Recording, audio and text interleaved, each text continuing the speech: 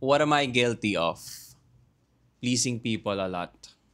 Hindi ko pa na-outgrow yung pagpi-please ng mga tao because I always justify their needs, their wants. Feeling ko kailangan ko i-provide yon because kung kakayanin kong magpaubaya dun sa tao, gagawin ko na lang kaysa yung parang mag-isip pa siya ng why is he saying no. So mas okay na ako yung mag-say yes kahit na alam ko na magno-no siya. Like for example, like may magsiset ng appointment, something na you know na hindi ka naman makaka-gain as much as they would. I would just still say yes because I felt like I owe them so much that I have to be there every time they would invite me or they would want me there. Okay naman siya, pero kapag siguro na sobrahan, tapos talagang parang at your expense na talaga, doon ako dehado. Slowly saying no to people rather than explaining myself why I would answer no is a lifetime process talaga for me as a person, as a Virgo. Kailangan ko siyang matutunan. Kaya unti-unti sa mga closest ko muna,